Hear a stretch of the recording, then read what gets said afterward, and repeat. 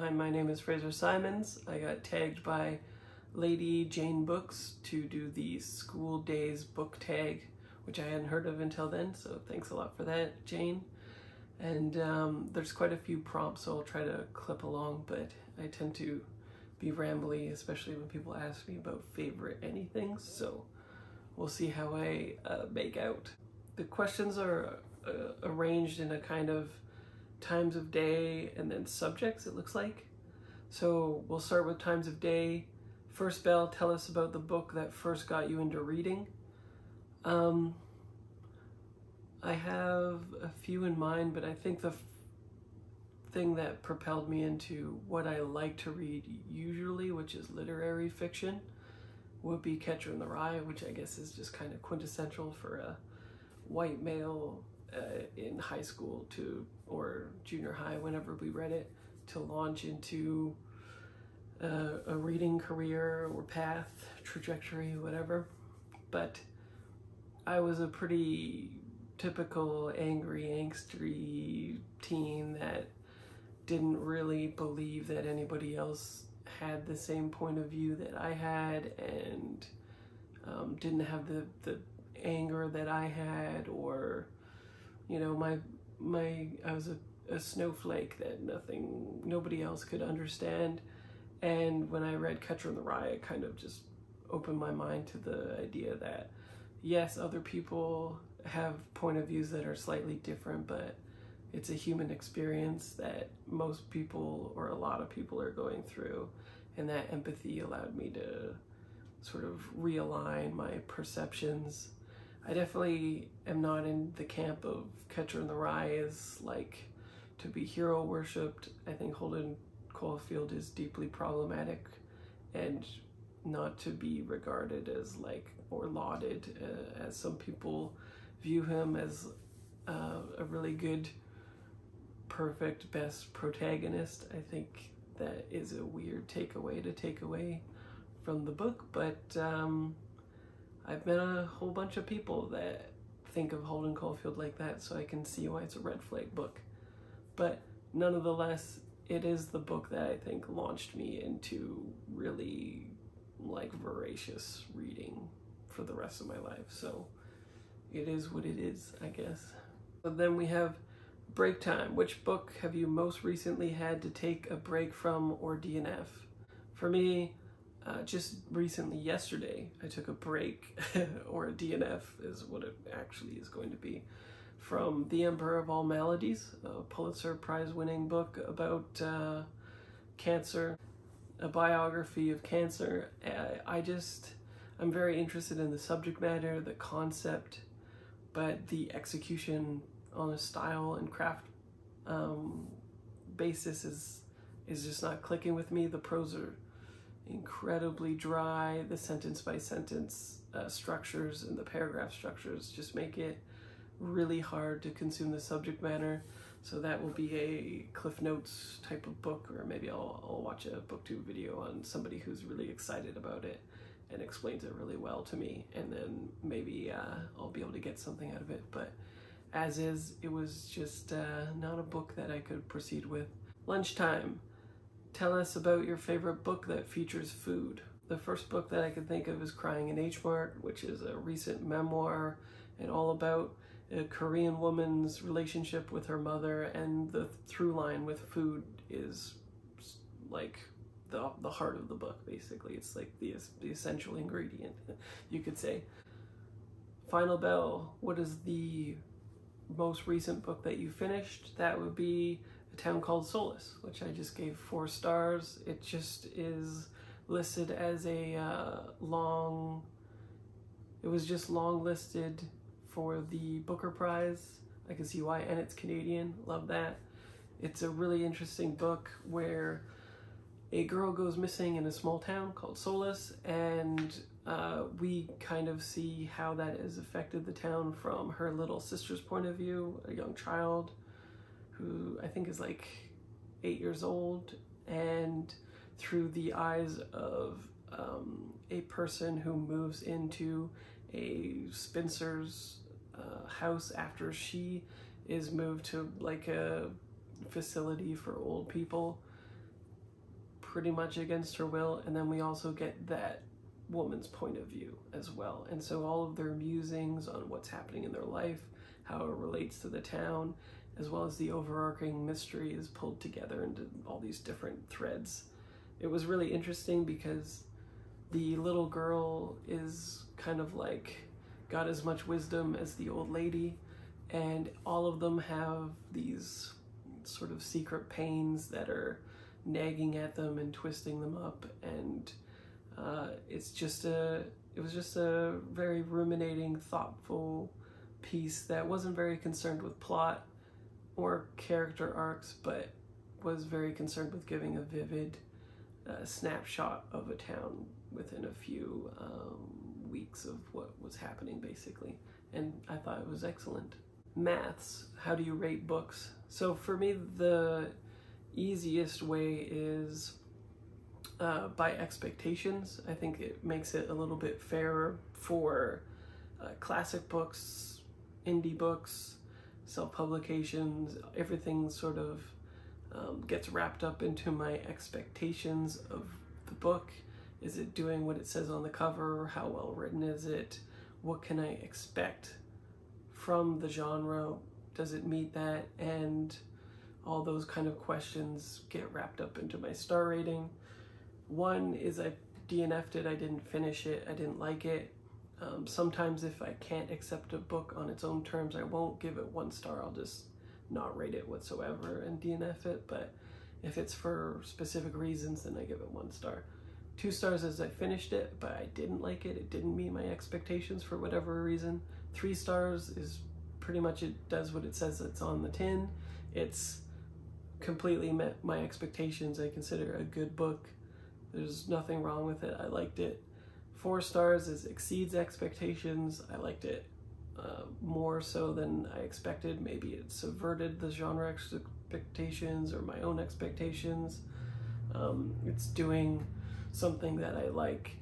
And then 5 stars is sort of the same thing as 4 stars, but with like an X factor that I can't really codify in some way. I am emotionally invested in the book. It means something more to me for some reason, so it exceeded my expectations, and there's an additional oomph that it got. And that's a pretty unpredictable thing for me. I can't really say what type of book generally gets there. For instance, the Flatshare I just read, most people gave that like 4 stars, I think, and they liked it quite a bit, but I loved it. And the reasons why I loved it correlate to specific in-person life events for me that would be hard to express, and maybe not even fair to express in a particular review, but nonetheless it connected with me at a level beyond some other things, and so it exceeded my expectations and made the leap. So hopefully that's helpful. I don't know. So science, which book couple do you think has the best chemistry? I'm gonna go a little sideways with this one, I think, and say Loveless. I don't have a particular couple in mind because it is about ace representation and Arrow romance. So there's not really like a pair that you can draw on, but I would say like the cohesive friend unit as a whole, how they treat each other, how they communicate, and how acceptance for queer people and identities is put into that book. I like it a lot, and I think it could use a little bit more love, so I will go with Loveless. Geography. Describe a book that had a strong sense of place or great world building. Ooh. So a book that has a strong sense of place, I think, is The Invention of Morel, which is by Adolfo Bioy Caceres. It is a classic, and it reminds me a lot of Piranesi, so in the same way that Piranesi has a lot of grounding in sense of place because it's basically a character in of itself. This is about a person who is marooned on an island with like weird machines happening, and he can't figure out what's going on, but then glimpses sometimes these people that are interacting, and he tries to kind of like stalk them because he's not sure if they pose a threat to him or not. But it's such a short novella. You come to know the island very well. You come to know himself very well, because it's written just like Piranesi in a journal type fashion. In fact, the entire time I was reading that book, I thought it was exactly like Piranesi, and maybe Piranesi was heavily influenced by it, perhaps.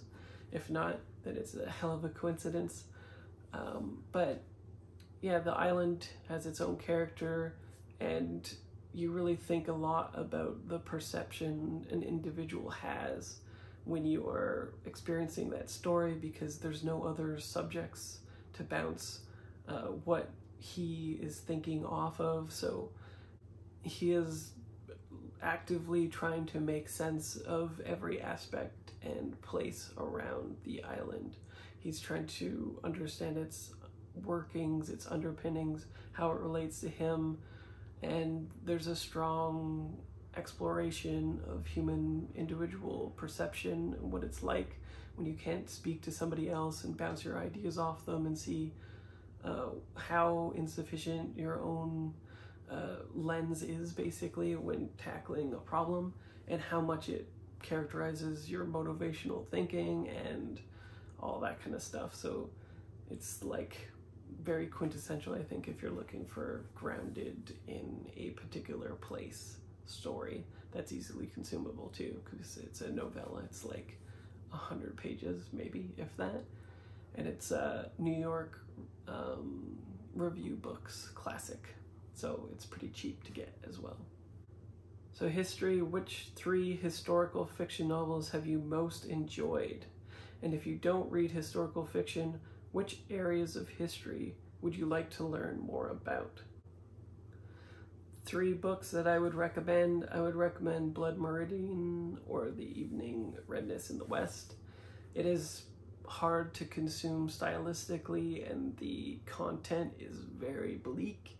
It's got content warnings for everything. Sexual assault, babies are killed, nothing is safe in this book whatsoever. It's a very hard look at American West and the Western story itself, and it pulls no punches. Greenwood by Michael Christie, I think, is another good place to start. It's rooted in Canada, where it's talking about ecological disaster. A kind of pseudo-apocalypse has taken place where much of the trees and ecology of Canada has been wiped out. There's only like a few safe zones around the world, and it jumps around in time to tell you how that happened, and it does this through the lens of the main character's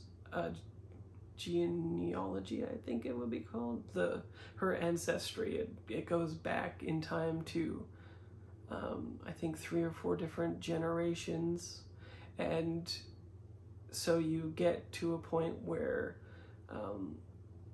you understand what the ecological impact is and the through line from when it started, the end point, and how it affected her entire family, her mother, her mother's mother, etc. It's a completely fantastic book.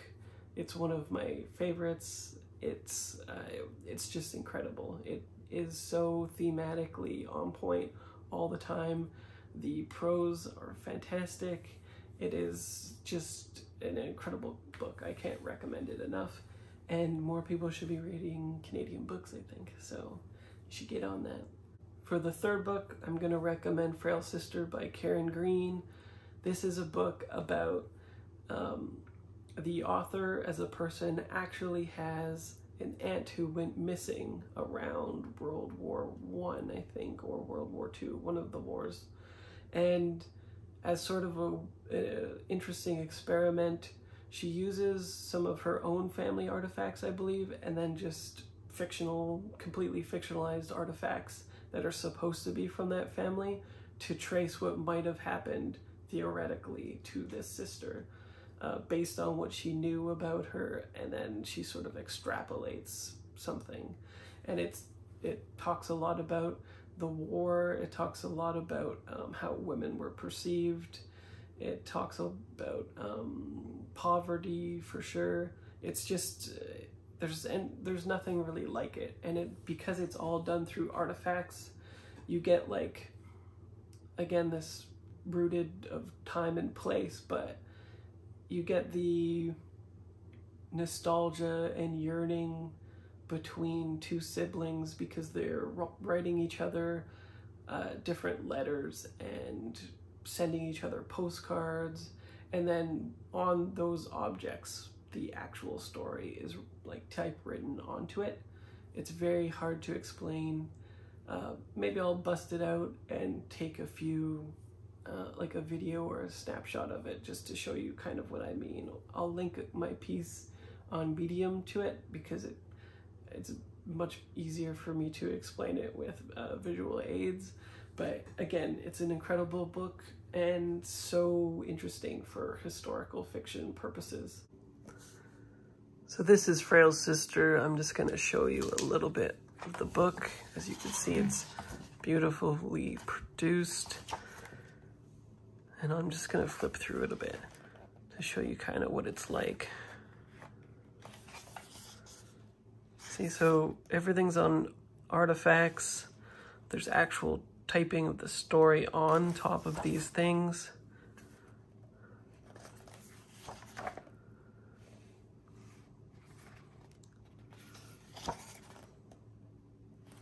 There's definitely atmosphere happening. It's just so inventive and interesting and compelling. There really is nothing like it. I highly recommend this book.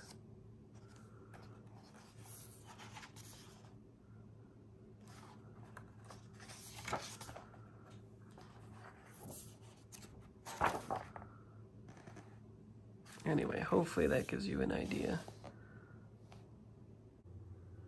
Religious studies, what is the book that you always come back to? I have a book that I always go back to is For Love of the Game. This book is very sentimental to me.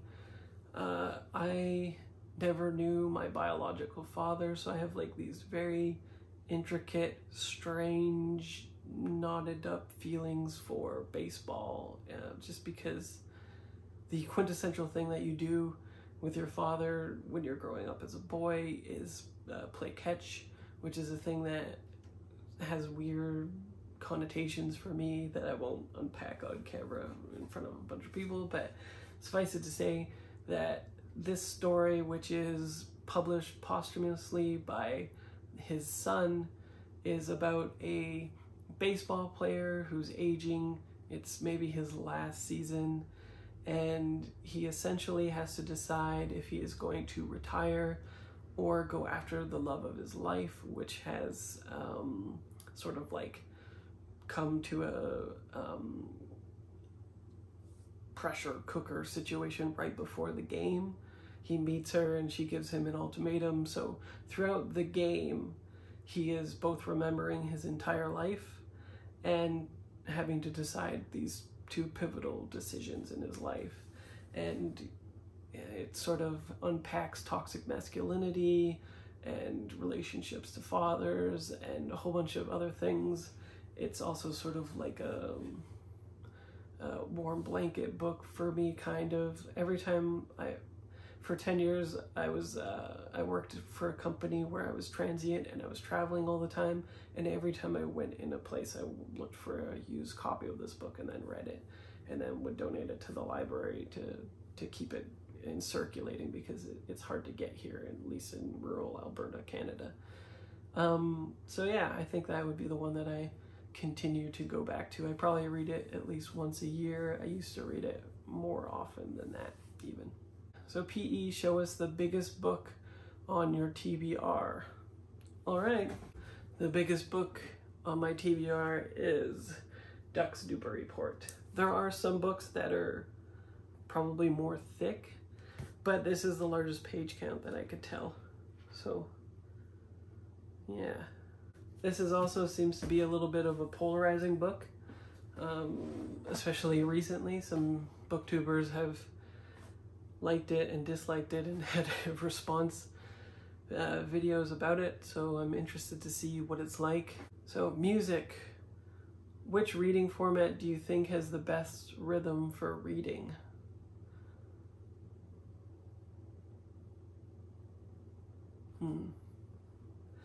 I think this depends heavily on how it's written. I've read books where you can tell that if you spoke it aloud, it would not jibe with natural language and cadence. Or there's books like Gormenghast that is in hexameter and it's incredible.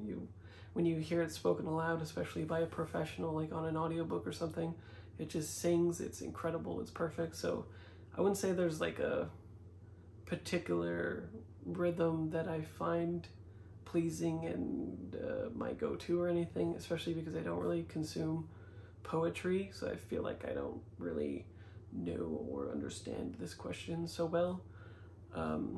It really just depends, I guess. Drama. Which book do you think has the best ending? Ooh. I think the finale of The Second Apocalypse by Scott R. Bakker was pretty perfect. I think it's a little bit funny that people thought it could end any other way, similar to Burning God from the Poppy Wars. I think that was a pretty perfect ending. It tied up everything that you needed, just like the Second Apocalypse books. But I definitely love the Second Apocalypse books the most. It's my favorite fantasy series. It's definitely dark, but the themes that it explores and does so well, in my opinion, and just the writing style and the overall arcing plot is incredible. So I'll go with the Second Apocalypse. Art, show us 3 books that you think have the best covers. So I have a lot of contenders. The shelves behind me, one way you get on the shelf is just having a nice cover that I want to display and look at. So let's see, the first one, I think, completely underrated book that I love the heck out of, about the first ever female editor at Esquire. Very good book, loved it. And the cover's just so nice to look at and pleasing. I wish I had a bookshelf like that. The second book, On a Sunbeam, I think it's pretty incredible. I don't know if you can tell, but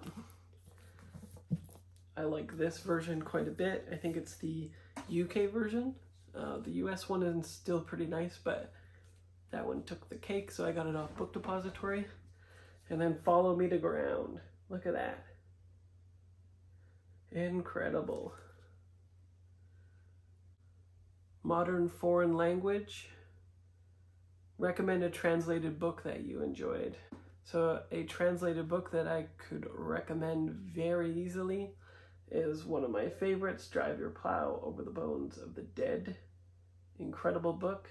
I didn't like her flights so well, but this book has everything that I wanted in it. It follows a sort of unhinged woman in the woods who is obsessed with killings that are happening, and she thinks that basically it's the woods themselves or nature or something coming to get them because of what people are doing in town and the various dark secrets that are there to uncover.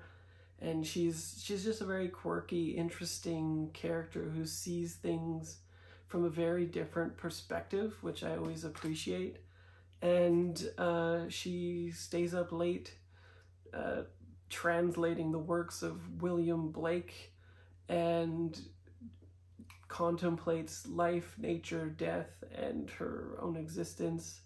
And so all of the events, because they're coming from her own voice and perception, are somewhat skewed, and you're trying to figure out what's going on in the town just as much as her, while simultaneously doubting all of the conclusions that she is coming to, we'll say, because they're sometimes fairly outlandish and different. And that's it. That's the School Days tag. So hopefully this will be a pretty quick video. Thanks again to Lady Jane Books. And I'm going to tag Bob the Booker for this. I'm not sure if he has done this tag or not. He's been on BookTube far longer than I have. So if he hasn't, then that would be great. If he has, then whoops, sorry Bob. I really like his videos. He goes into book prizes. He's very thoughtful and considerate, and seems to have a very wide breadth of fiction that he consumes. And I like all of his videos, so you should check him out if you get a chance. I'll put the tag in my description if you would like to do it yourself, and if you do, leave me a comment and I will come check out your video for sure. Always looking for more content to consume and more people to interact with. Otherwise, feel free to comment on the video. Let me know if you want to see other content from me, other tags that might be fun for me to do.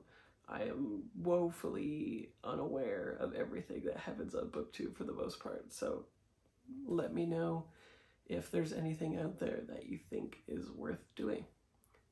And I will catch you next video. Otherwise, see you later. Bye.